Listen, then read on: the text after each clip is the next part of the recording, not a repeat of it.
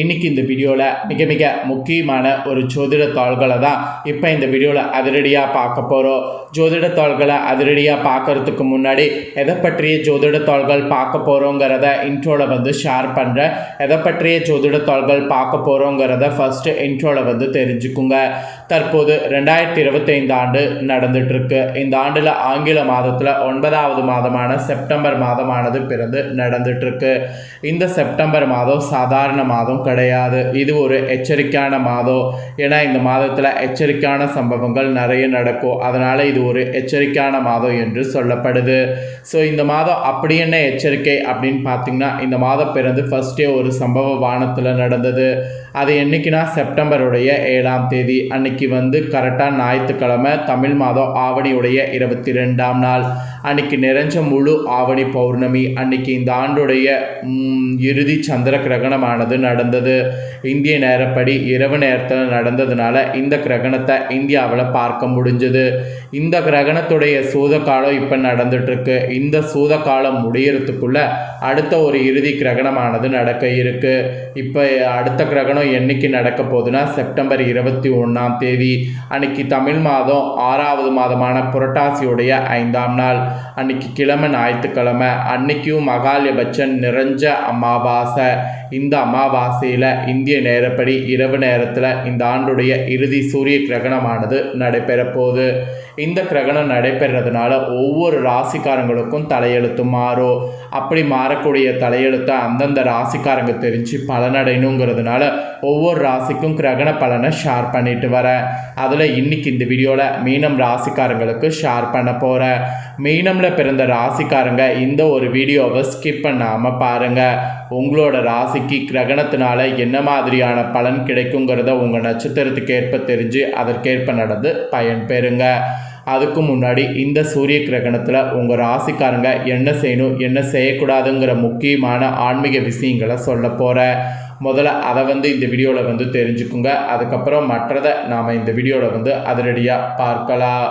Actually இந்த சூரிய கிரகணம் பார்த்திங்கன்னு வச்சுங்களேன், செப்டம்பர் 21ஆம் தேதி அன்னைக்கு நிகழப்போகிறது. இந்த சூரிய கிரகணம் இந்தியாவில் தெரியாது.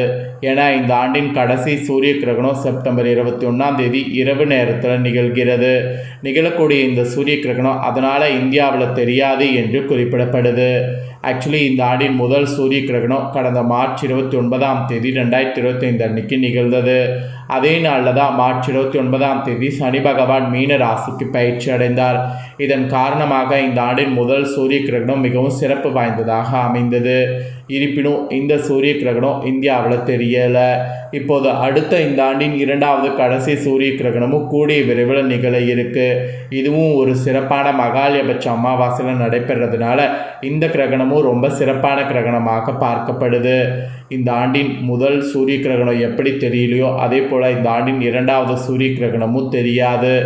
ஏன்னா செப்டம்பர் 21ஆம் தேதி இந்திய நேரப்படி இரவு 11 மணிக்கு தொடங்கி செப்டம்பர் 22ஆம் தேதி அதிகாலை 3:24 மணி வரைக்கும் இருக்குது.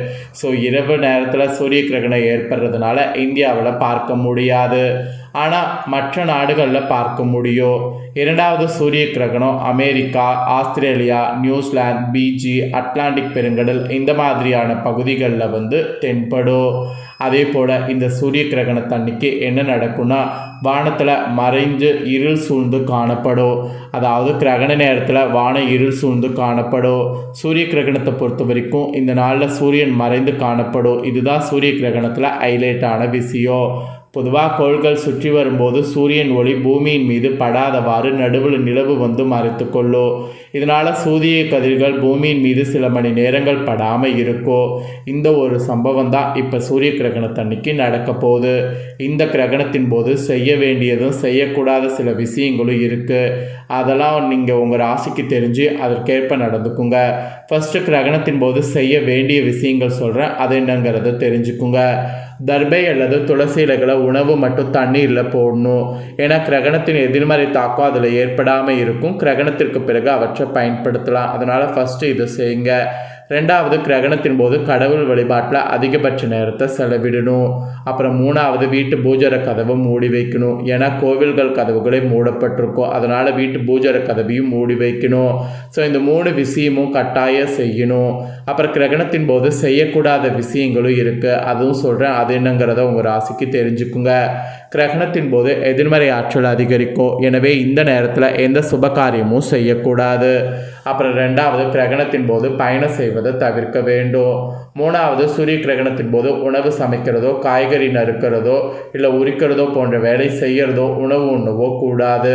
அப்புறம் நாலாவது, கர்ப்பிணிகளாக இருக்கிறவங்க இந்த நேரத்தில் கத்தி, கத்திரிக்கோள் அல்லது கூர்மையான பொருட்களை பயன்படுத்தக்கூடாது, அவற்றை கையில் எடுக்கிறதே ஆபத்து. அப்புறம் ஐந்தாவது, கிரகணத்தின் போது ஊசியால் நூட்கோக்கிறது, தையல் வேலை பார்க்கறது போன்றவை கூடாது. மீறி பண்ணிங்கன்னா அது உங்களுக்கு பெரிய ஆபத்தில் முடியும். ஸோ இந்த மாதிரி செய்யக்கூடாத விஷயங்களை தெரிஞ்சு இதற்கேற்ப நடந்துக்குங்க. ஸோ கிரகணத்தை பற்றிய ஆன்மீக சார்ந்த விஷயங்களை சொல்லிட்டேன். இப்போ உங்களுக்கு நட்சத்திரத்துக்கு ஏற்ப கிரகண பலன் என்னங்கிறத பார்க்க போகிறோம்.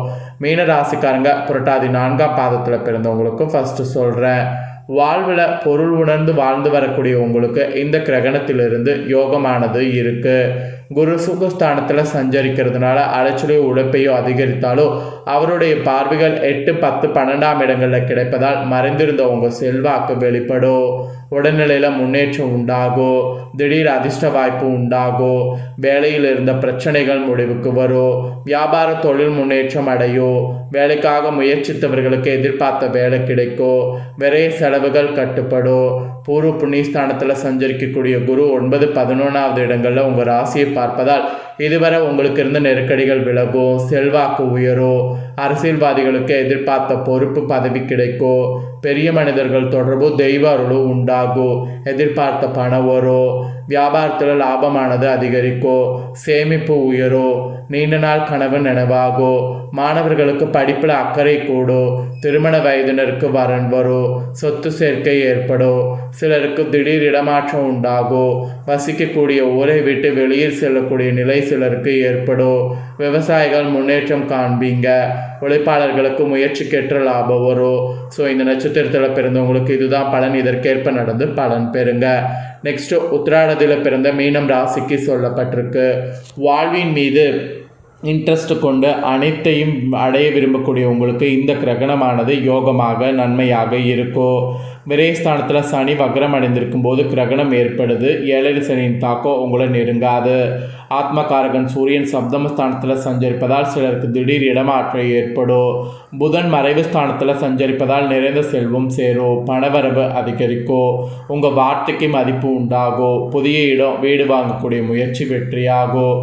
கலைஞர்கள் வியாபாரிகள் உங்களுக்கு எதிர்பார்த்த ஒப்பந்தங்கள் கிடைக்கும், வியாபார வளர்ச்சிக்காக வீடு கட்டுவதற்காக கேட்டிருந்த பணம் கிடைக்கும், புதிய வாகனம் பொன்பொருள் சேரும். ருணரேக சஸ்துரு ஜெயஸ்தானத்தில் சஞ்சரிக்கக்கூடிய கேது உடல் பாதிப்புகளை நீக்குவார். எதிர்ப்பு போட்டி பிரச்சனை என்றிருந்த நிலை மாறும், நீண்ட நாள் வழக்கு சாதகமாகும், செல்வாக்கு உயரும். பூர்வ புண்ணியஸ்தானத்தில் சஞ்சரிக்கக்கூடிய குரு நெருக்கடியிலிருந்து உங்களை மீட்டெடுப்பார். மறைந்திருந்த உங்கள் செல்வாக்கு வெளிச்சத்துக்கு வரும், எதிர்பார்ப்பு நிறைவேறும், பண புகழ் பதவி உங்களை தேடி வரும், பணியாளர்களுக்கு ஏற்பட்ட தொந்தரவு நீங்கும், அரசியல்வாதிகளுக்கு எதிர்பார்த்த பொறுப்பு பதவி கிடைக்கும். ஸோ இந்த நட்சத்திரத்தில் பிறந்தவங்களுக்கு இதுதான் பலன், இதற்கேற்ப நடந்து பலன் பெறுங்க. நெக்ஸ்ட்டு ரேவதியில் பிறந்த மீனம் ராசிக்காரங்களுக்கு சொல்லப்பட்டிருக்கு. நிதானம் எச்சரிக்கையாக செயல்பட்டு நினைத்ததை சாதித்து வரக்கூடிய உங்களுக்கு இந்த கிரகணமானது முன்னேற்றமாக இருக்கும். தொடக்கத்தில் தனப்தர் புதன் சங்கடங்களை ஏற்படுத்தினாலும் எதிர்ப்புகளை நிறைவேற்றுவார். அதாவது எதிர்ப்புகளை நீக்கி எதிர்பார்ப்புகளை நிறைவேற்றுவார். எதிர்பார்த்த பணம் வரும், இழுப்பறியாக இருந்த ஒப்பந்தம் கிடைக்கும், வியாபாரத்தில் முன்னேற்றம் ஏற்படும், வங்கியில் கேட்ட பணம் கைக்கு வரும், எதிர்ப்பு போட்டி என்றிருந்த நிலை மாறும், உடல்நிலையில் ஏற்பட்ட பாதிப்புகள் நீங்கும். ராசிநாதன் குருவின் பார்வைகள் உங்களுக்கு பாதுகாக்கும், வியாபாரத்தை விரிவு செய்கிறது சக்ஸஸ் ஆகும். பணியாளர்களுக்கு எதிர்பார்த்த இடமாற்றம் பதவி உயர்வு கிடைக்கும். செல்வாக்கு அதிகரிக்கும். பூர்வ புண்ணியஸ்தானத்தில் சஞ்சரிக்கக்கூடிய குரு உங்கள் ராசியை பார்ப்பதால் எடுக்கக்கூடிய வேலைகள் வெற்றியாகும். இதுவரை போராட்டத்தையே வாழ்க்கையாக கொண்டிருந்த உங்களுக்கு வாழ்க்கையில் முன்னேற்றம் ஏற்படும். குழந்தை பாக்கியத்திற்காக காத்திருந்தவங்களுக்கு நல்ல தகவல்கள் கிடைக்கும். வரவேண்டிய பணம் வரும். வியாபாரம் விருத்தி அடையும். செல்வாக்கு உயரும். மாணவர்களுக்கு படிப்பில் அக்கறை கூடும். விவசாயிகளுக்கு முன்னேற்றம் ஏற்படும். சிறு வியாபாரிகளை எதிர்பார்த்த ஆதாயத்தை அடைவீங்க. வயதானவர்களுக்கு உடல் பாதிப்பு விலகி ஆரோக்கியமான உடல்நிலை ஏற்படும். ஸோ இந்த நட்சத்திரத்தில் பிறந்தவங்களுக்கு இதுதான் பலன். ஸோ இதற்கேற்ப நடந்து பலன் பெறுங்க. ஸோ மீனம் ராசிக்காரங்க உங்கள் நட்சத்திரத்துக்கு ஏற்ப கிரகணத்திலிருந்து என்ன பலனை பெறுவீங்களோ அதை தெளிவாக இந்த வீடியோவில் ஷேர் பண்ணிட்டேன். ஷேர் பண்ணதை நீங்கள் தெரிஞ்சிருப்பீங்க. தெரிஞ்சதுக்கேற்ப நடந்து பயன் பெறுங்க. நீங்கள் இதை பார்த்து பயன்பெறுவது போல் உங்கள் ஃப்ரெண்ட்ஸ் ஃபேமிலியில் இருக்கிறவங்களும் பார்த்து பயன்பெறணும்னு நினச்சிங்கன்னா வீடியோ லைக் பண்ணி ஷேர் பண்ணுங்கள். உங்கள் ஃப்ரெண்ட்ஸ் ஃபேமிலியில் இருக்கக்கூடிய மீன ராசிக்காரங்களும் இதை பார்த்து இதற்கேற்ப நடந்து பலனடையட்டும். இதே போல் புதிய தகவல்களை தெரிந்து கொள்ள சேனலை சப்ஸ்கிரைப் பண்ணுங்கள். நெக்ஸ்ட்டு வேறொரு வீடியோவில் உங்களை சந்திக்கிறேன். நன்றி.